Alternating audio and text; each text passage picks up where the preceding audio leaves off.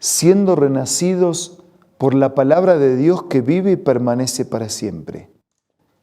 Por eso nos encontramos todos los días, porque necesitamos ser reavivados por el mensaje de la palabra del Señor. Hoy nos detenemos en el capítulo 12 de San Juan, pero lo hacemos con un espíritu de oración. Señor, gracias por inspirar tu palabra y porque a través del mismo Espíritu puedes iluminarnos para entenderla y puedes ayudarnos a practicarla. Te pido y te agradezco que lo hagas una vez más. En el nombre de Jesús. Amén. El capítulo 12 de San Juan nos dice que 6 días antes de la Pascua llegó Jesús a Betania, donde vivía Lázaro, a quien él había resucitado, y sus 2 hermanas, Marta y María. Participaron de una reunión, de una cena especial, y María tomó como un medio litro de nardo puro, que era un perfume muy caro, y lo derramó sobre los pies de Jesús, secando luego con sus cabellos, y la casa se llenó con la fragancia de ese perfume. Claro que no faltó la crítica, y Judas Iscariote, que era el tesorero del grupo y que más tarde lo traicionaría, dijo: ¿por qué no se vendió este perfume que vale muchísimo dinero para dárselo a los pobres? Y dijo eso porque tal vez él podía usar parte de ese dinero. Y dijo eso porque despreció la obra bien hecha por María. Y Jesús dijo esto, dice versículo 6, no porque se interesara por los pobres, sino porque era un ladrón y como tenía a su cargo la bolsa del dinero, acostumbraba a robarse lo que echaban en ella. Y Jesús salió en defensa de María y dijo: déjala en paz. Ella ha estado guardando este perfume para el día de mi sepultura. Pobres siempre tendrán con ustedes, pero a mí no siempre me tendrán. Y ella hizo esto con amor.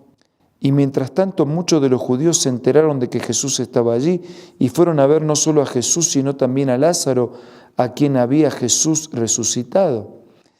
Entonces resolvieron también matar a Lázaro, porque por su causa muchos se apartaban de los judíos y creían en Jesús. Desde versículo 12 en adelante nos encontramos con la entrada triunfal. Muchos de los que habían venido a la fiesta se enteraron de que Jesús se dirigía a Jerusalén, así que tomaron ramas de palma y salieron a recibirlo gritando en voz alta, ¿no? Como quienes están recibiendo a un rey, y ellos pensaban que él sería su rey. Hosana, que quiere decir salva ahora. Bendito el que viene en el nombre del Señor, bendito el Rey de Israel. Jesús encontró un burrito, se montó en él, como dice la Escritura, y hasta en eso se cumplió la profecía que entraría en la ciudad montado en un burro. Versículo 16, al principio los discípulos no entendían, pero después que Jesús fue glorificado se dieron cuenta que se había cumplido en él lo que de él ya estaba escrito. La gente que había estado con Jesús cuando él llamó a Lázaro del sepulcro y lo resucitó de entre los muertos, seguía difundiendo la noticia, y muchos que se habían enterado de la señal realizada por Jesús salían a su encuentro. Por eso es que estaban inquietos y preocupados. Comentaban entre sí: ¿cómo pueden ver? Así no vamos a lograr nada. Miren cómo todo el mundo lo sigue. Desde el versículo 20 en adelante, Jesús predice su muerte. Entre los que estaban en la fiesta había griegos. Se acercaron a Felipe, que era de Betsaida. Señor, queremos ver a Jesús. Felipe le dijo a Andrés y ambos fueron a decírselo a Jesús. Ha llegado la hora, dice el versículo 23, en que el Hijo del Hombre sea glorificado. Ciertamente les aseguro que si el grano de trigo no cae en la tierra y muere, se queda solo, pero si muere, produce mucho fruto. El que se apega a su vida la pierde, en cambio el que aborrece su vida en este mundo la conserva para la vida eterna. Quien quiera servirme debe seguirme, y donde yo esté, allí también estará mi siervo. A quien me sirva, mi Padre lo honrará. Ahora todo mi ser está angustiado, ¿y acaso voy a decir, Padre, sálvame de esta hora difícil, si precisamente para afrontarla he venido? Padre, glorifica tu nombre. Y el Señor estaba anticipando su muerte para salvarnos, y también estaba anticipando que todo el que le seguía y se transformaba en su siervo tendría la recompensa y el resultado de creer y de seguir su enseñanza. Versículo 30, esta voz no vino por mí sino por ustedes, dijo Jesús. El juicio de este mundo ha llegado ya y el príncipe de este mundo va a ser expulsado, pero yo cuando sea levantado de la tierra atraeré a todos a mí mismo.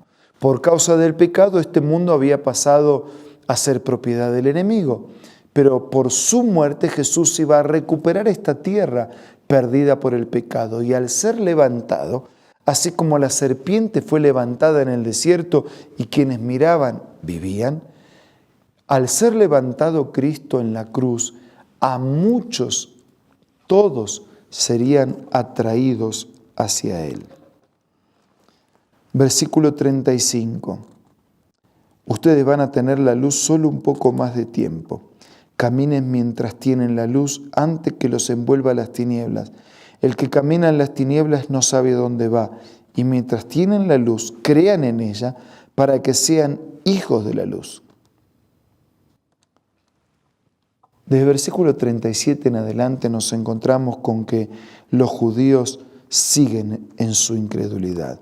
A pesar de las señales, a pesar de los milagros, a pesar de demostrar cómo las profecías se cumplían, en este caso la de Isaías, Señor, ¿quién ha creído nuestro mensaje y a quién se le ha revelado el poder del Señor? A pesar de todo eso, ellos seguían en su incredulidad. Por eso dice Jesús en el versículo 44, el que cree en mí, cree no solo en mí, sino en el que me envió. Y el que me ve a mí, ve al que me envió.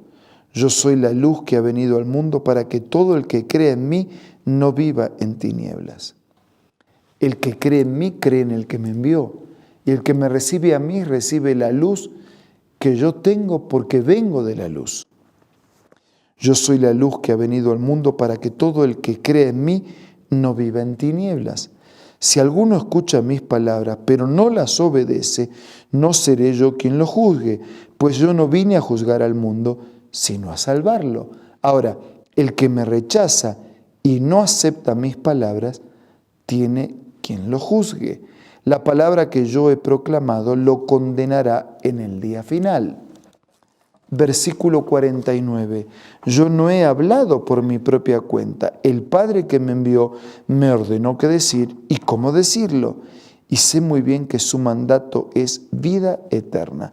Así que todo lo que digo es lo que el Padre me ha ordenado decir.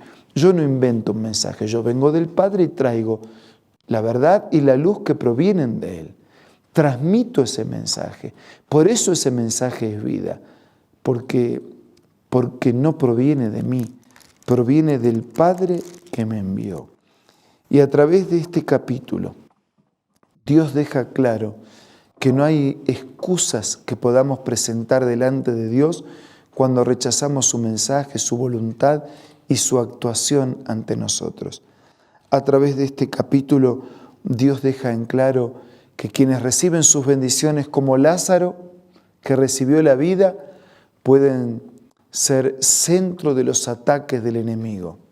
A través de este capítulo queda claro que no hay sacrificio que hagamos por Jesús como el que María hizo, que no sea recibido de buen agrado y recompensado por la palabra, por la promesa y por la seguridad del Señor. Y a través de este capítulo queda claro que así como un día Jesús hizo su entrada triunfal en la antigua Jerusalén, un día en el futuro hará su entrada triunfal en la nueva, en la definitiva Jerusalén, en la tierra nueva, en el cielo renovado. Y en ese lugar Él no entrará solo. La entrada triunfal de un rey era acompañada de los botines saqueados en la guerra. Y el mejor botín que acompañará a este rey en su entrada triunfal en la Nueva Jerusalén no son esclavos. Los reyes terrenales, cuanto más esclavos llevaban, más impactante demostraban que había sido su conquista. Pero este rey no lleva esclavos, lleva libres. Sí, libres. Libres del pecado, libres de la muerte, libres de la injusticia, libres para siempre. Eso es lo que el Señor quiere hacer con usted, conmigo y con todos los que le aman y lo reciben. Me pregunto, ¿estamos dispuestos a hacer un compromiso con Él? Hagámoslo ahora.